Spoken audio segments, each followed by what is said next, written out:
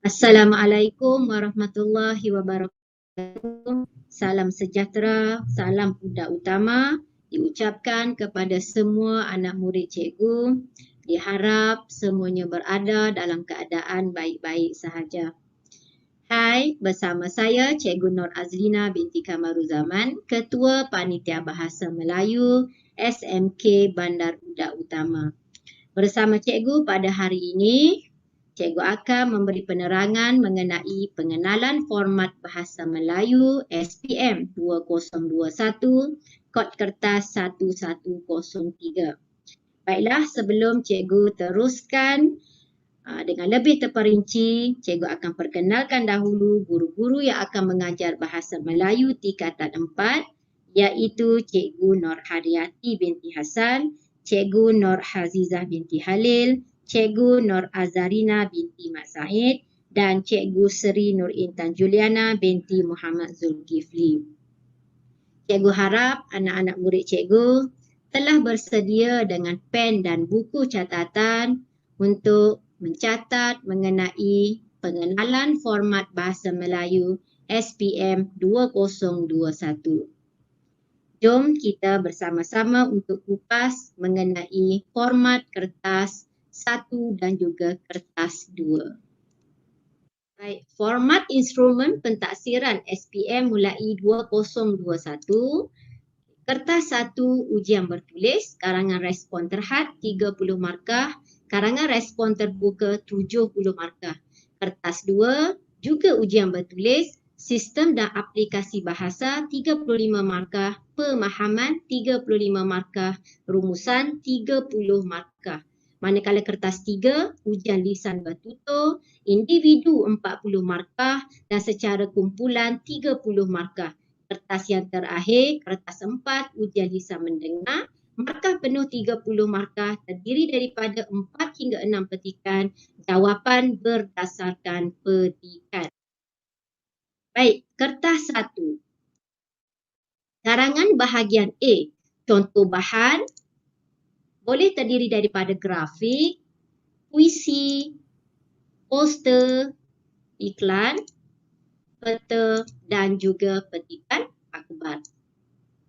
Ciri penulisan karangan bahagian A, panjang antara 150 hingga 200 patah perkataan. Soalan boleh berbentuk pendapat mahupun berformat seperti surat kiriman, email dan sebagainya. Terdapat 3 komponen penting iaitu pendahuluan, isi dan penutup. Ini adalah contoh soalan bahagian A.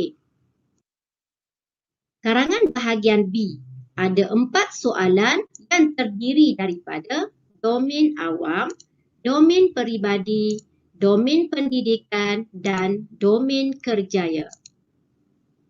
Ciri-ciri penulisan karangan bahagian B, panjang antara 350 hingga 500 patah perkataan. Soalan boleh berbentuk pendapat mahupun berformat seperti surat kiriman, email dan sebagainya. Terdapat 3 komponen penting juga iaitu pendahuluan, isi dan penutup. Ini adalah contoh soalan bahagian B, contoh domain awam. Yang kedua, contoh domain peribadi. Yang ketiga, contoh domain pendidikan. Dan yang terakhir, contoh domain kerjaya. Baik, untuk kertas 2. Jom kita teruskan dengan soalan-soalan bahagian kertas kedua. Terdiri daripada bahagian A iaitu sistem dan aplikasi bahasa. Ada 5 soalan yang terdiri daripada morfologi, yang kedua sintaksis, yang ketiga penyuntingan, yang keempat bahasa Melayu standard dan yang kelima peribahasa. Contoh soalan morfologi. Yang kedua, contoh soalan sintaksis. Contoh ketiga, soalan penyuntingan. Yang keempat, contoh soalan bahasa Melayu standard. Contoh soalan yang kelima iaitu peribahasa.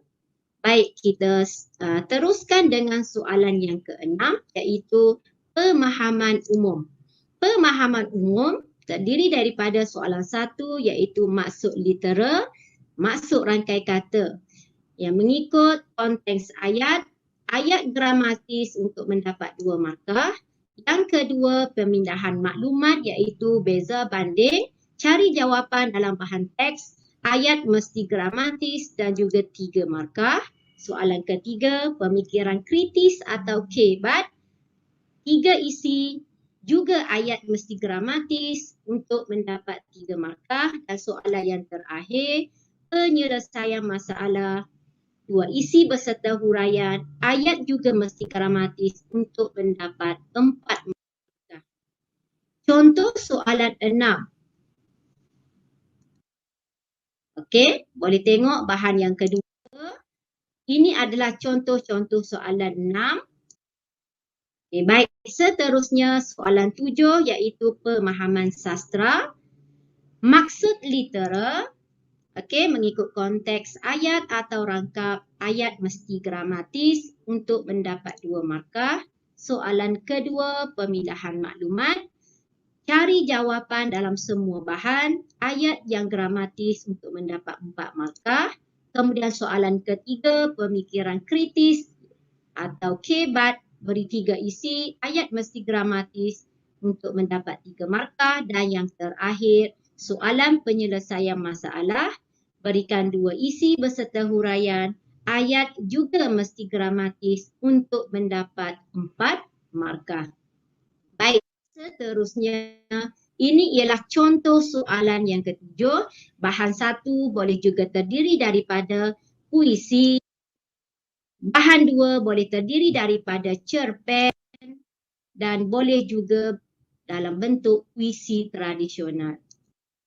Seterusnya ini ialah contoh soalan petikan sastra.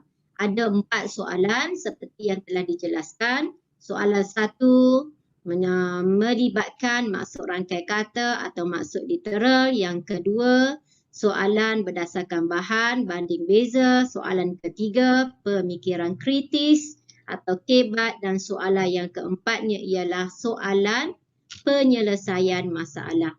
Jadi cikgu harap murid-murid sudah faham tentang soalan kertas 2, soalan 1 sehingga soalan ke-7. Baiklah, sebelum cikgu teruskan dengan soalan yang ke-8, sebelum itu cikgu nak anak-anak murid cikgu faham apakah yang dikatakan ayat yang gramatis. Baik, ayat yang gramatis maknanya ayat yang ditulis mestilah lengkap, adanya subjek dan adanya predikat. Seterusnya soalan 8 iaitu bahagian novel. Soalan 1, pemahaman petikan novel boleh diambil daripada mana-mana novel, tidak semestinya novel di negeri Johor. Jadi markah di sini tidak tetap. Soalan yang kedua, pemikiran kritis berdasarkan novel yang dikaji sahaja iaitu novel di negeri Johor, markahnya juga tidak tetap.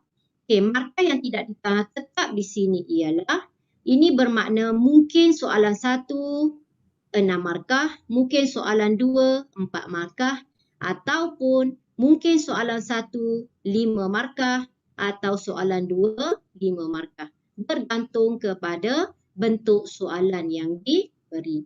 Dari segi pemarkahan, kedua-dua soalan 1 dan 2 ialah 10 markah.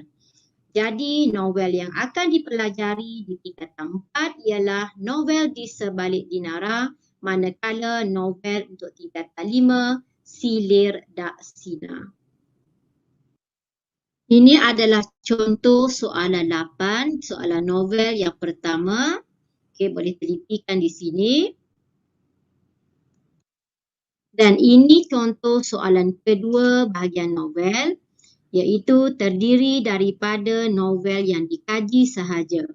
Jadi untuk novel di negeri Johor, untuk tingkatan 4, kita hanya fokus kepada novel Di Sebalik Dinara, manakala untuk tingkatan 5 kita akan kaji novel Silir Dak Sina. Berdasarkan novel-novel ini, kebanyakan soalan pemikiran kritis yang akan diajukan kepada murid-murid. Okey, seterusnya soalan yang terakhir dalam bahagian kertas 2 ialah soalan 9 iaitu rumusan.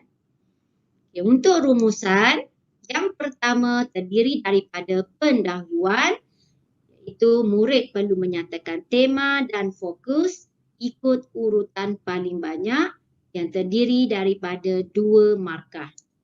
Yang seterusnya fokus 1, idea yang paling banyak tulis sekurang-kurangnya 5 hingga 6 isi. Fokus 2, idea yang kedua terbanyak tulis 1 hingga 2 isi. Fokus 3, idea yang ketiga terbanyak tulis 1 hingga 2 isi.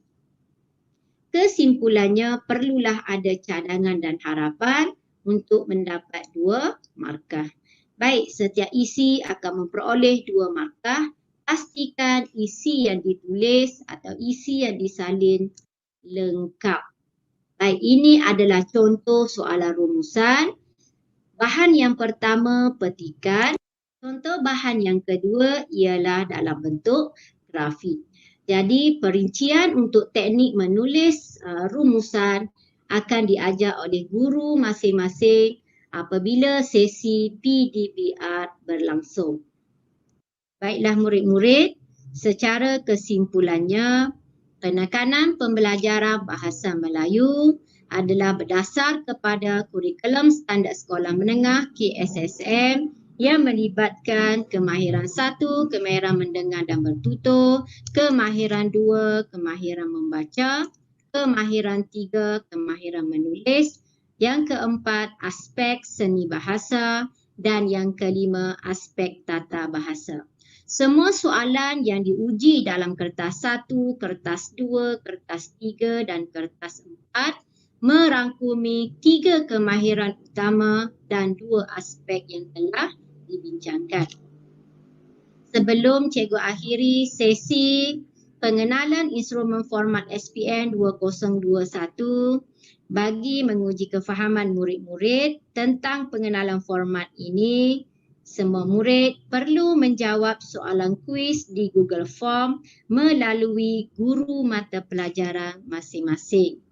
Sebelum itu, cikgu ingin menggalakkan murid-murid supaya terus belajar secara PDPR bersama guru mata pelajaran masing-masing, dan sebelum itu ingin cikgu kongsikan satu kata-kata hikmat yang boleh memberi semangat kepada anak murid cikgu, iaitu kekuatan tidak datang dari kemampuan fizikal tetapi datang dari semangat yang tidak pernah mengalah. Walaupun kita berada di rumah, semangat untuk belajar perlu diteruskan untuk kecemerlangan anak-anak semua. Sampai di sini saja daripada cikgu dengan apa yang dikongsikan, semoga memberi manfaat kepada semua murid SMK Bandar Udak Utama. Sampai di situ saja, cikgu akhiri dengan wabillahi taufiq wa hidayah. Assalamualaikum warahmatullahi wabarakatuh.